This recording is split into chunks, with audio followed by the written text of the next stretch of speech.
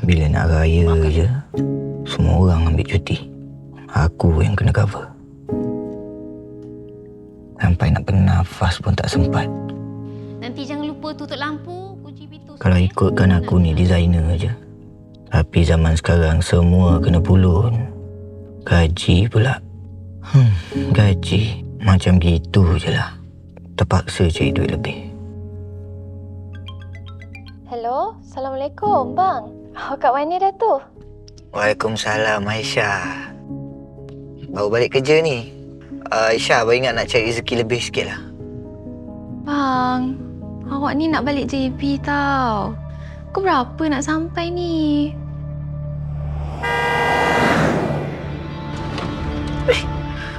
Bang, hello?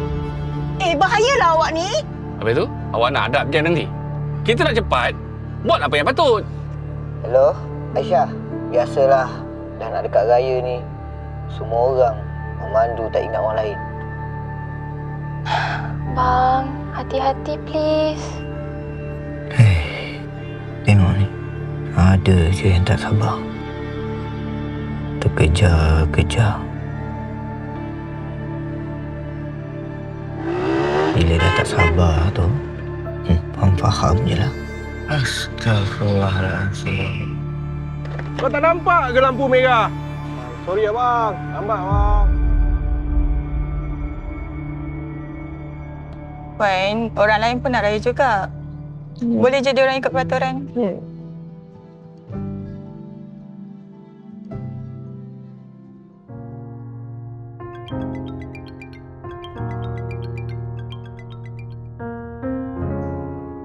Lambat lagi ke yang?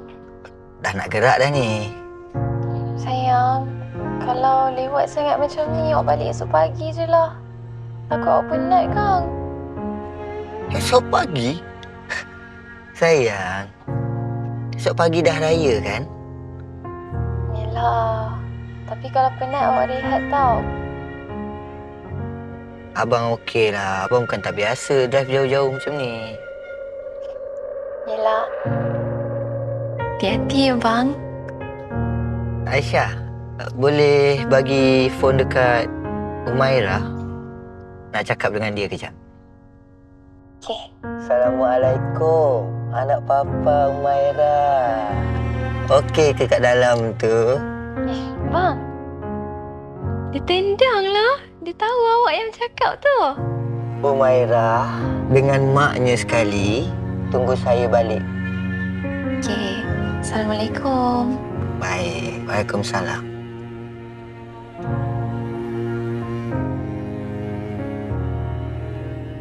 Long. Bahayalah. Bagi balik boleh tak? Orang nak planning baju raya esok. Tak nak raya ke? Along, laju-laju sangat dah. Kenapa? Come on, man.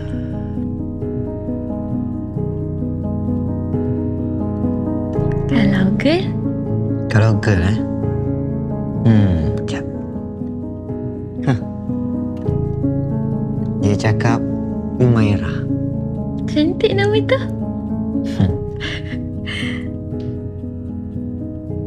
Bang, hati-hati tau bang.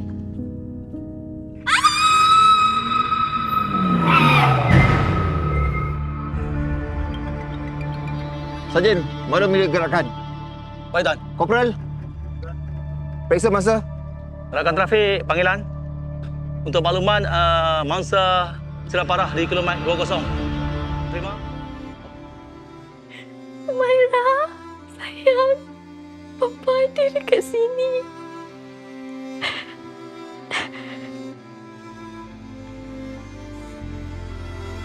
Umaira ada ni sayang.